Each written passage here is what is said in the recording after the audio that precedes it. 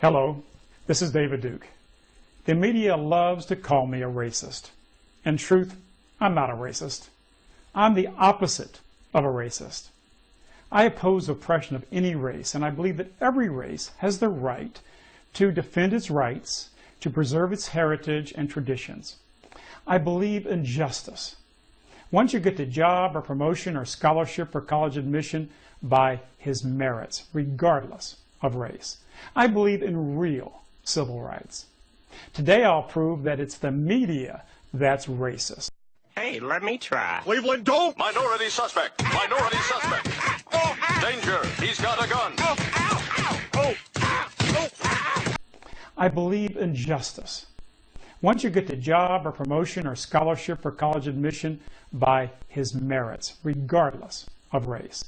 I believe in real civil rights. You sherry-swilling, opera-loving, Armani-wearing elitist, you have no idea how difficult it is for a black woman in a white man's world. The most powerful newspaper in the world is the New York Times. It has been owned since 1896 by an unbroken succession of Jews. For 114 years, they have practiced ethnic discrimination so as to keep control of the New York Times. Here's a quote from the Huffington Post recently. The New York Times revealed a bizarre bonus for hiring minorities, a bonus structure designed to diversify the workforce by rewarding executives who hire minorities. Regional Media Group CEO Michael Golden received an extra 5% through this structure. The New York Times now gives bonuses for racial discrimination against white people. I'm sick and tired of people thinking, specifically I am mentioning black people, thinking we owe them something, that the world owes them something. I'm totally opposed to affirmative action. Where are you from? I don't want people to give me a job just because I'm brown. I want people to know that I have the credentials. You know, Polynesians don't have a BET. We don't get all pissed off when we don't have an NAACP that comes and... Every non-white in America is already protected by civil rights law. If a black American is truly better qualified than a white applicant and doesn't get the job, he can sue the firm and in effect win the lottery. Affirmative action then has absolutely nothing to do with equal rights. It is entirely based on discriminating against whites who are better qualified, because if the minorities are better qualified, they're protected already by the Civil Rights Act. It's also based purely on race with no other criterion. For instance, Jesse Jackson's a millionaire. If Jesse Jackson's son applies for a job or college admission, this millionaire's son will be favored over better qualified whites who come from absolute poverty or hardship. Please do. I don't like him because he's black. Are you even serious right now? You know, I'm a minority, but I got a problem. I was going to say. Please. Hold on. You're like a minority yourself. Absolutely. Let's take a young white woman from rural Arkansas named Jill. She's dirt poor, from a broken home. She works hard, studies hard, is best in her class. Jill quickly discovers American scholarships are racist. There are two kinds of scholarships in America. One is only for minorities, African Americans or other minorities. Jill can't qualify for them no matter how poor she is or how she excels.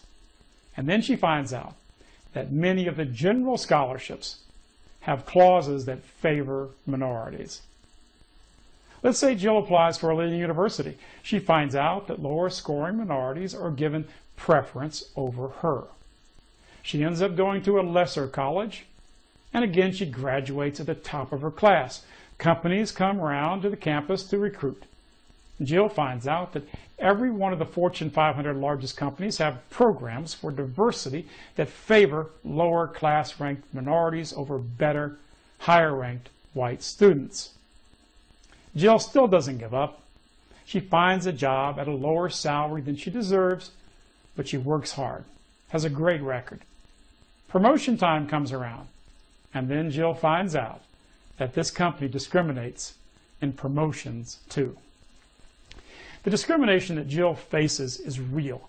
It is as true for white women as it is for white men. This massive racial discrimination is called, quote, affirmative action. Sounds so positive.